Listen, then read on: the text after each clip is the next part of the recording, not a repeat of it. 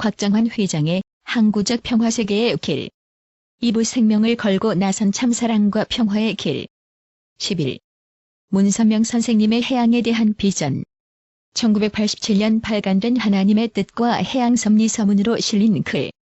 이 책, 하나님의 뜻과 해양섭리는 문선명 선생님께서 해양에 대한 비전에 대해 하신 말씀의 핵심을 담고 있는 연설문 12편을 수록한 모음집입니다. 선생님께서는 1980년부터 1986년까지 해양교회 식구들에게 바다에서의 삶과 성공적인 낚시꾼이 될 수 있는 자격에 대해 말씀해 주셨습니다.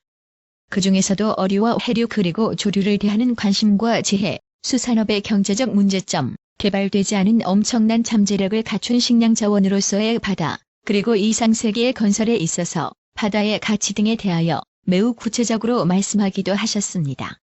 선생님께서는 1980년 해양교회를 설립하셨습니다. 그러나 사실 그보다 훨씬 오래전부터 해양사업을 위한 기반을 닦아 나오셨습니다. 선생님은 1960년대 초 한국에서부터 제자들에게 해양산업의 미래에 대해서 말씀하시곤 하셨습니다. 선생님은 자신이 직접 낚싯배를 디자인하고 만들기도 하셨으며 제자들에게 낚시법도 전수해 주셨습니다. 미국에 오시고 얼마 후부터 매사추세츠의 글로스터와 프로빈스타운에서 블루핀과 튜나를 잡기 위해 낚시를 시작하셨습니다. 그렇게 조용히 2년 동안 낚시를 계속하시다가 1976년 여름부터 본격적으로 미국 식구들에게 낚시와 바다의 중요성에 대한 말씀을 주시기 시작하셨습니다. 당시 대부분 식구는 양키 스타디움 대회와 워싱턴 기념탑 대회 준비를 위한 활동에 다급하게 매달리고 있었던 때였기 때문에 낚시와 바다를 강조하시던 선생님의 말씀은 이해하기 어려운 내용이었습니다. 선생님은 본인께서 직접 길거리에서 그들처럼 복음을 전파하시지는 못했지만 바다의 가장 심각한 자리에서 낚시하시며 바다를 주관하기 위해 개인적 한계에 도전하고 계셨고 잡은 고기를 하나님께 바치는 정성을 다하고 계신다고 말씀하셨습니다. 선생님 스스로 운동의 성공을 위해 하나님께 바칠 수 있는 제물을 드렸다는 것입니다. 선생님께 있어서 바다는 항상 섭리의 중심 위치에 자리 잡고 있었습니다. 매일 새벽 2에서 3시부터 어장을 둘러보시기 시작해 저녁까지 계속되었던 일정, 며칠이나 몇 주 동안 한 마리도 잡히지 않아 답답했던 시간, 낚시 기술을 연마하시기 위한 무수한 시도들, 그리고 바다에서 몇 시간의 기도와 묵상 등으로 선생님 개인의 수년에 걸친 노력과 함께 선생님은 해양교회를 세우시기 위한 기반과 경험을 닦아 나오셨습니다. 1979년 그해 여름에만 33마리의 튜나를 잡아 올리셨을 때는 글로스터 최고의 낚시꾼으로서 명성을 획득하셨습니다.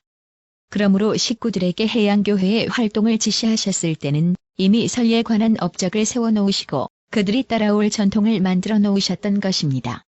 낚시에 대한 말씀들은 모두가 스스로 얻으신 경험들로부터 나온 것들입니다. 이것이 선생님 리더십의 전형적인 예입니다. 본인이 먼저 조사하고 완수해보지 않은 일에 대해서는 제자들에게 요구하지 않으시는 분입니다. 선생님은 튜나 낚시뿐만 아니라 미국 수산업의 전체 상황까지도 고려하고 계셨습니다. 이분이 구상하신 해양교회는 단순히 교회 식구들을 도와주기 위한 활동만이 아니었습니다. 해양교회의 목표는 수산업 전반을 활성화함으로써 미국이 세계를 향해 그 방대한 어장을 잘 활용할 수 있도록 이끄는 것이었습니다.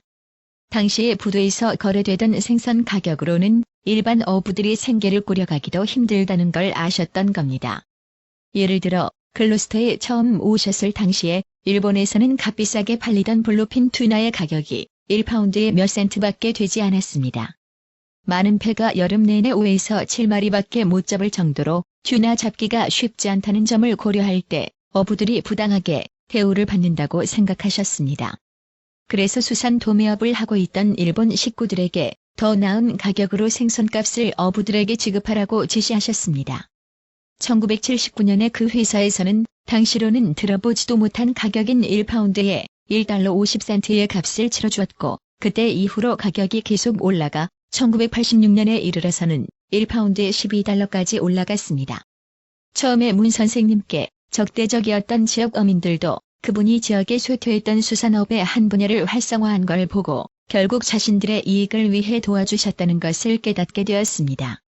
위의 사례를 통해 볼 때 문선명 선생님은 방대하고 폭넓은 해양에 대한 비전이 현실에서 실현되는 것을 보여주고 싶어 하셨던 것을 알 수 있습니다.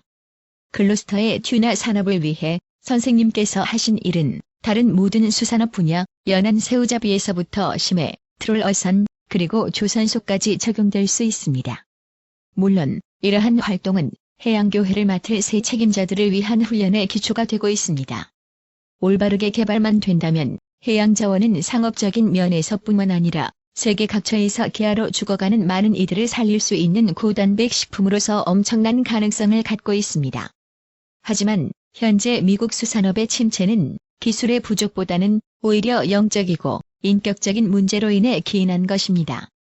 그리고 해양교회는 근본적으로 이러한 영성을 회복하기 위한 운동을 전개하고 있습니다. 해양교회의 기본 철학은 원리강론에 명시된 것처럼 3대 축복입니다.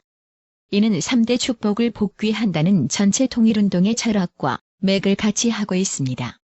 3대 축복의 복귀란 개개인이 하나님과의 영적인 관계를 회복하고 선한 인격의 사람이 되는 것, 인류를 하나님 아래 한 가정으로 묶어줄 선한 사회의 기초로서 가족 단위를 강화하는 것, 만인이 하나님의 자녀로서 자신의 잠재력을 온전히 깨달을 수 있도록 전 세계적 차원에서 실질적인 경제 문제를 해결하는 것입니다. 오늘날 수산업의 취약점은 크게 볼 때 이러한 철학의 부재 때문입니다. 따라서 수산업 부활의 길은 이 세 가지 3대 축복의 목표를 성취하는 것과 관련되어 있습니다. 먼저 오늘날 미국인들은 고되다는 이유로 어부가 되는 걸 원하지 않습니다.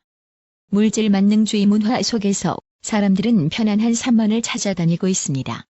그러나 그것이 지속적인 신뢰 속에서 자연의 아름다움과 끊임없는 교감을 통해 채워질 때 바다에서의 삶은 심오하고 보람 있는 삶이 될 수 있습니다.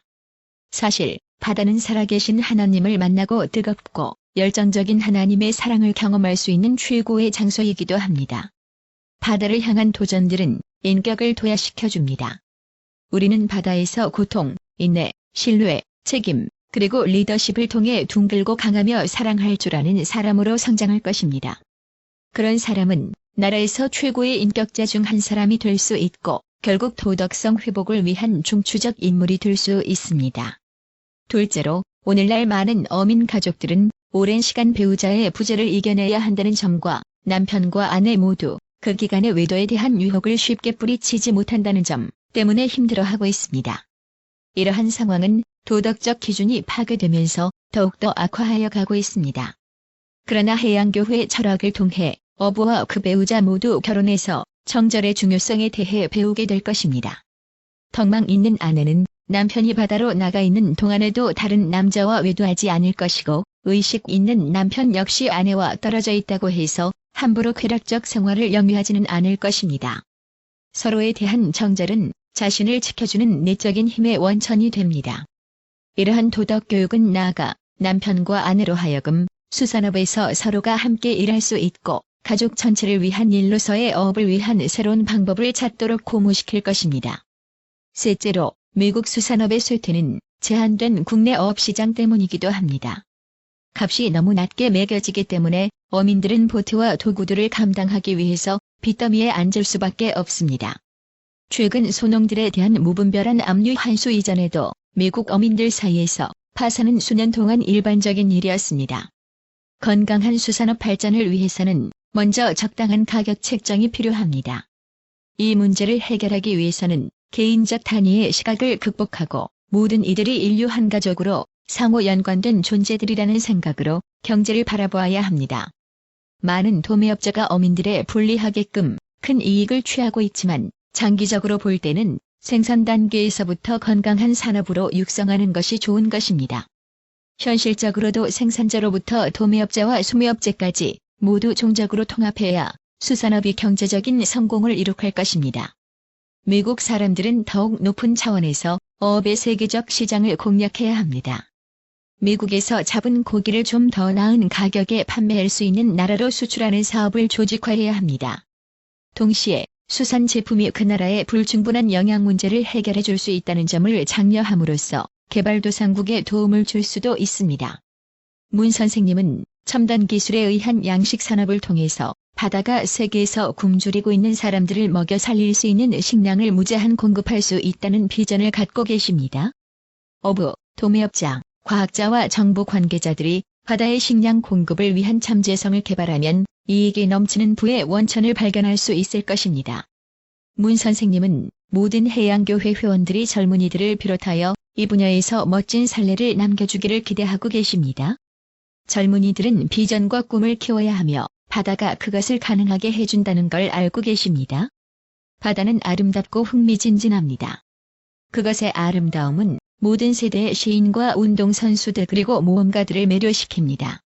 바다는 정직합니다. 바다 위에서 열심히 일한 사람은 반드시 무엇인가 성취합니다. 바다는 풍요롭습니다. 바다는 풍부함을 간직한 채 개척자들이 와서 그 가능성을 개발해주고 새로운 기회를 개척해가기를 기다리고 있습니다. 해양교회 식구들은 근면하고 모범적인 개척자들이라고 불리고 있습니다. 이들은 바다에서 새로이 희망을 발견할 사람들을 위한 길을 이끌어주는 개척자들입니다. 이들은 새롭고 더 나은 미래 세계의 지도자들이 될 것입니다. 새로운 세계란 믿음과 인격 그리고 영혼으로 그 사람의 가치를 측정하는 세계, 가정과 도덕이 핵심 가치가 되는 세계, 그리고 모험과 주도성을 가진 사람이 세계의 이익을 위해 자연의 풍부함을 수확해내는 그러한 세계가 될 것입니다.